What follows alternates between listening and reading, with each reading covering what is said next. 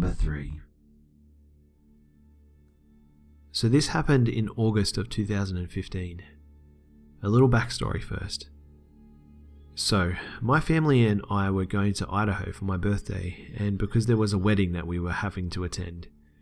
I'm originally from Idaho, and when my best friend Chris heard I was coming, he decided we should do something while I was up there. He had found a sort of crater that, to our knowledge, a lot of people don't know about. We decided to go there with my friend Ryan and my cousin Stan to make a fire, cook hot dogs, drink soda, and just hang out and do what teenagers do. Now, on to the story. After the wedding, Chris picked me up last as I had to finish the wedding ceremony. We all started to drive towards Ryan's house so we could pick up his car. Since Chris's trunk was full, we needed to put the firewood in Ryan's car. So Ryan got his car, we loaded the firewood, and we drove to the hole.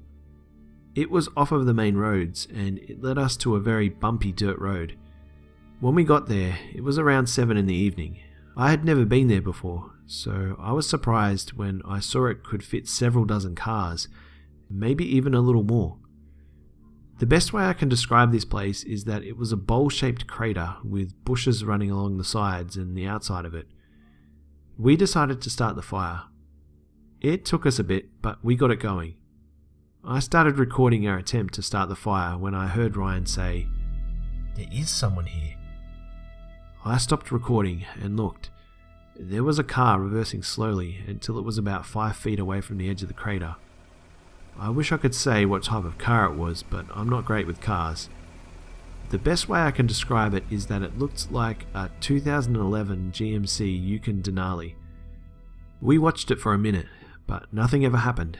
No one ever got out. Nothing. So we went back to what we were doing. We were getting set up when we realized that we forgot the chairs. Ryan decided to drive to Stan's house with him so he could grab the chairs and so he could grab his contact case since he was going to crash at Chris's house for the night. It hadn't gotten dark and it was maybe 7:30. Ryan and Stan got into Ryan's car and drove past the parked car above us. They drove by it slowly and then kept going. At that time, it was just myself and Chris trying to keep the fire from burning out. I kept my eye on the car as it was making me feel sort of uneasy. I saw that there was a person in the passenger seat and a person in the driver's seat. They kept looking down at us for about a second before looking away. I kept thinking to myself, maybe they're waiting for us to leave. At this point, it was starting to get a little dark. The car was still there. I then heard the engine of the car start and I looked up, but the car wasn't even running. I brought it up to Chris and he did not know what to make of it. More time passed. I called Stan and asked where they were. They said that they were putting the chairs into the car as we spoke. When I hung up, Chris and I noticed that there was a light coming from the car. I could have sworn it was a flashlight beaming down at us. Chris said maybe it was a lighter. We kept waiting and it was getting darker. The dark car was beginning to blend in with the night. I once again heard the car start. I looked up once again, and nothing. I called Stan. I asked him where he was, and he said he was picking up sandwiches. I told him that the car was still there, and that I could have sworn that they were watching us. Stan asked me if they came back to the car. "What do you mean?" I asked.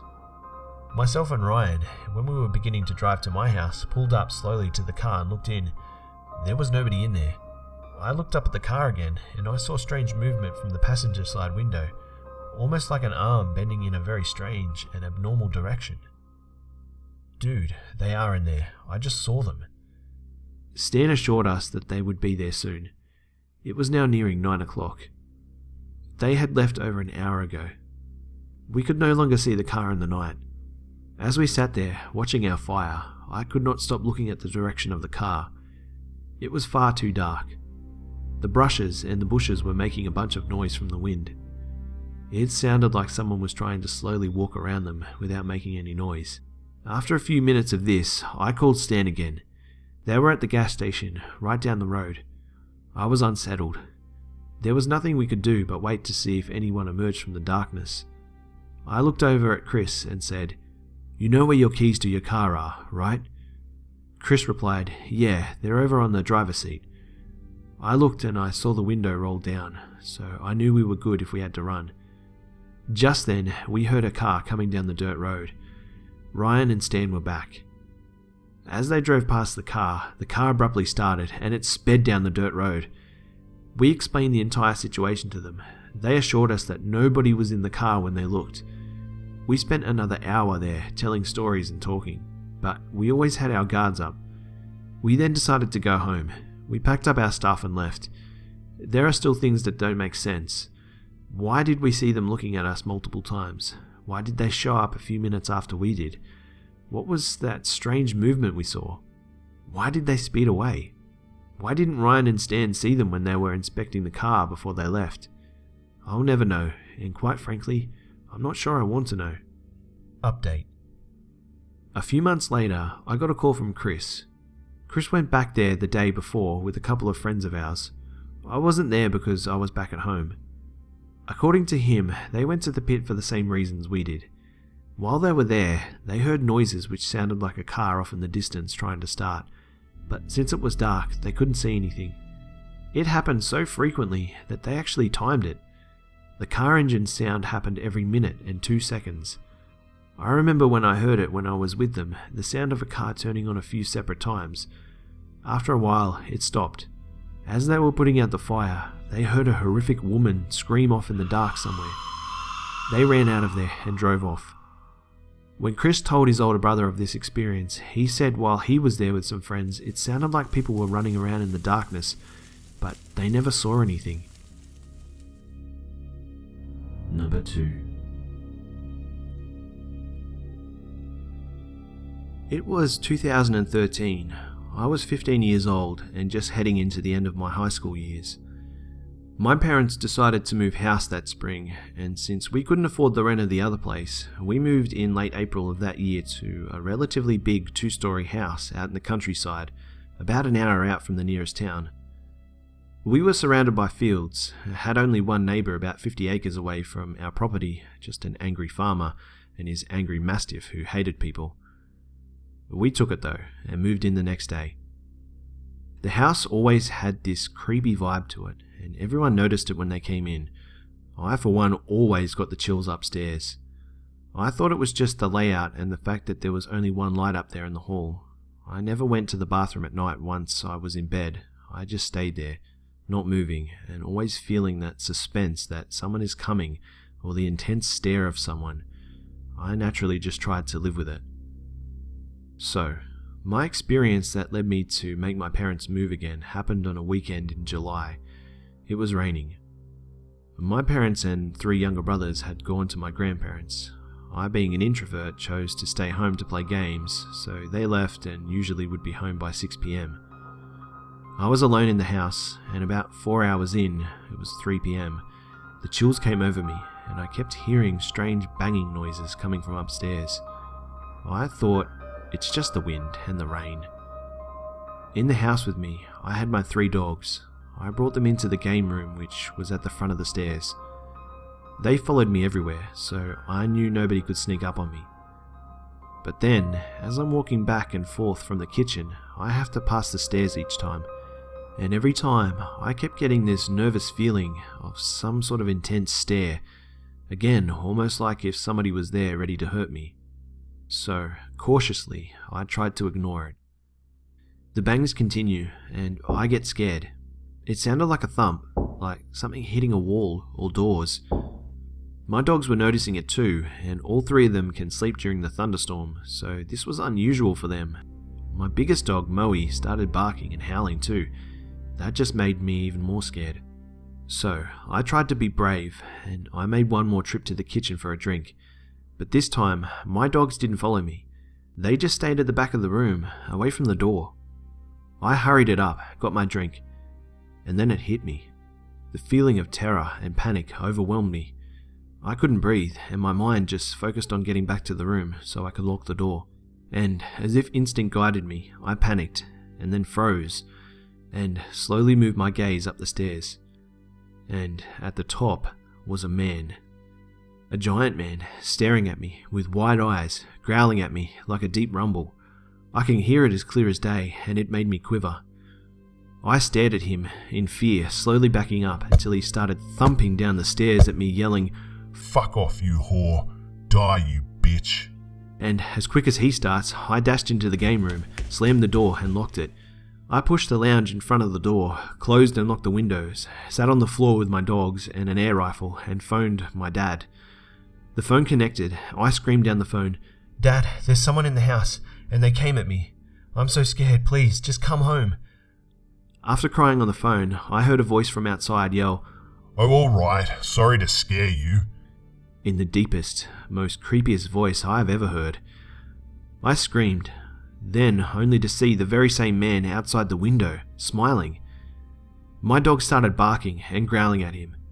I shot my brother's rifle 5 times, breaking little holes into the window with the pellets. But the man was gone. He fled across the road and into the field. I never saw him again. My parents came home about 20 minutes later, screaming my name, to find me on the floor crying. My dad explained and asked why the door was open and all the taps were running, and how he actually heard me on the phone but said he thought I couldn't hear him. It turns out that this guy was the neighbour, and a ladder was out the back of our window, and he climbed in and was smashing up the place upstairs. I later learned that he killed himself after this event. This experience scared me to the point where I sleep with a nightlight on, and I'm afraid to walk by stairs when alone or look out of the windows at night. I'm 18 years old now, and I still have nightmares about this. I can remember that man's face, wide eyes, rugged beard, dirty clothes, weird teeth, and a really thick accent. Number 1. Every summer, my family would go camping for a week up near Harrison Lake in British Columbia, Canada.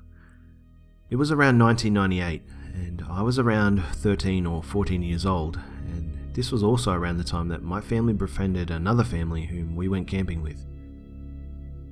They had 4 kids, and we also had 4 kids, which I was the youngest of. One day, while camping, the mother of the other family suggested that we go for a drive about an hour away to visit an old heritage building and a petting zoo. My family wasn't interested, but I was more than happy to be away from them for a while, so we hopped in their vehicle and rode off. We drove for what seemed like forever in a summer-scorched car with a bunch of kids that probably annoyed the hell out of their mother. Her 4 kids and I were all around the ages of 11 or 14. After driving up and down the mountainside, we finally arrived at a place called Kilby Historic Site. We popped out of the car and looked around the quiet little farmland area in the middle of nowhere. It was nothing too spectacular, just a few old buildings and some trees off to the side. Once we got inside the gate, we went over to the petting zoo to feed the goats and the hens. Sadly, I was too restless from the car ride to really give any interest to the animals. I went up to the mother and asked, "Is this all there is in this place?" She points to the main building over to the side. "There's still that place over there, let's go check it out." The main building had to be accessed by a ramp, which we trotted up and entered the building. We were then met by an old-style general store from the mid-1800s. We were also greeted by a lady behind the counter who was dressed in the appropriate attire for the time period. She gave us a speech about how this was an essential store back in the day, and the upstairs was a house that people lived in. You could imagine how disinterested a bunch of pre-teens would be at the idea of learning history. The lady, who clearly looked bored, probably didn't feel like giving her speech anyways, so she suggested that we look around upstairs. The 5 of us ambled up the stairs, while the mother and the lady stayed downstairs to chat. We reached the top of the blue stairwell to meet in the middle of a long hallway that stretched from one end of the house to the other. There were 4 rooms in total, but they were sectioned off with velvet ropes, but you could still peer into them.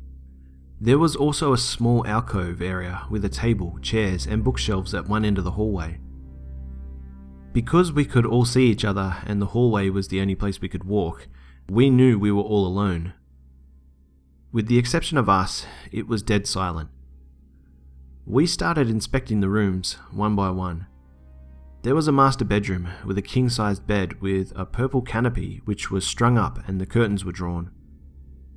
There was a glass case in the hallway with a wedding dress and lace gloves sitting next to it, presumably because it was worn by the lady of the house back in the day. Next was a child's room, having a small bed with papers and crayons on the floor. Nothing out of the ordinary. A bathroom resided beside that room. In it was an old copper tub with copper piping. There was one more room, and this room was by far the most interesting.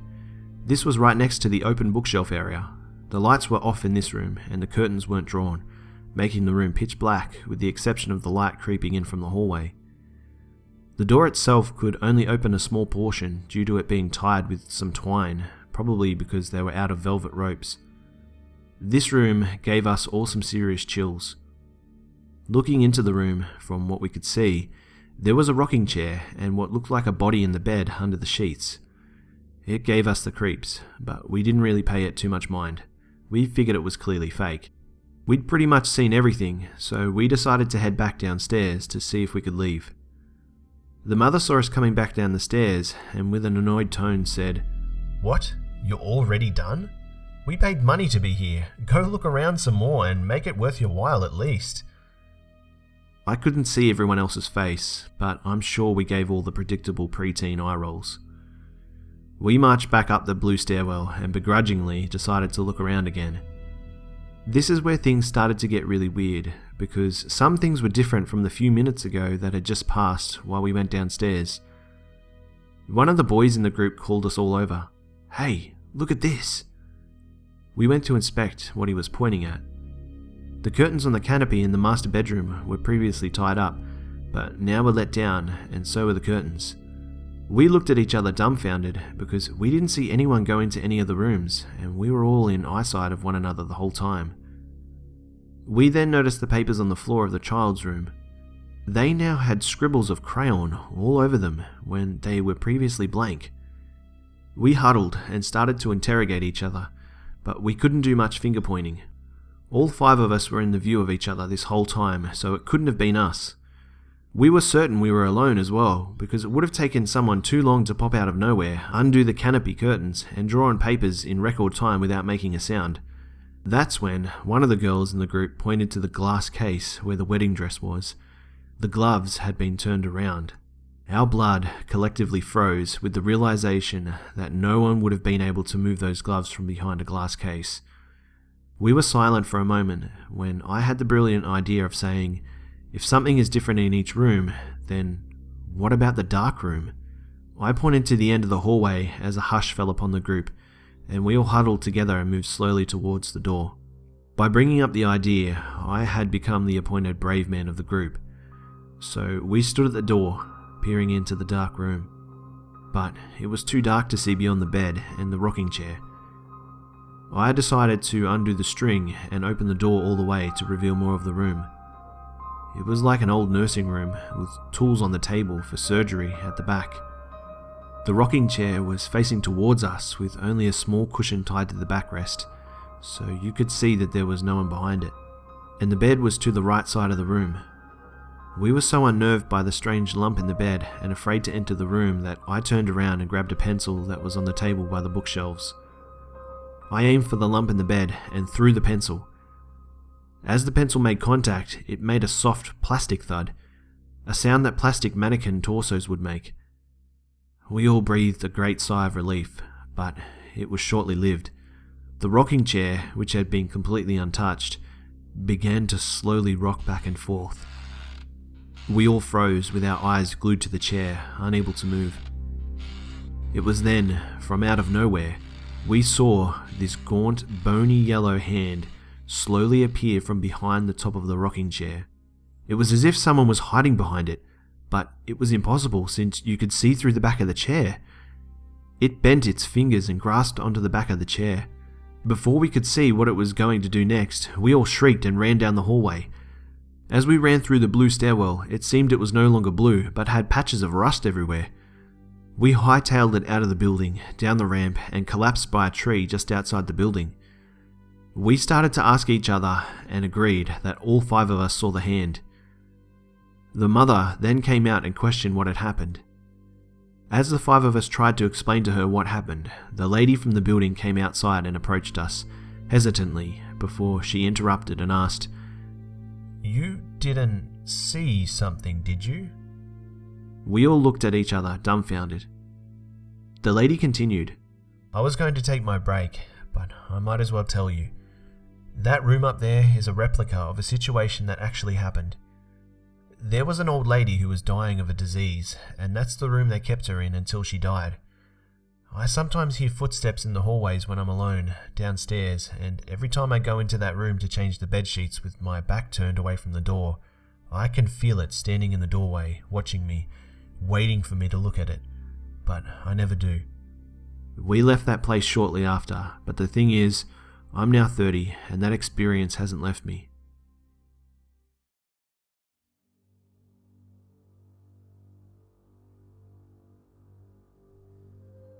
G'day mates, it's B-Buster here. Well, I hope you enjoyed the video guys. Thanks again to the Hive members that bravely shared their stories for us all to hear. And for the chance to have your story feature in a video, you can send your story to my email, which is in the description below. And be sure to keep them coming guys, as this channel relies upon your stories to continue. Also guys, please do me a little favour and just state in your email what your story is about in the description, and also provide me with a short written statement of consent just so that I can be above board with everything.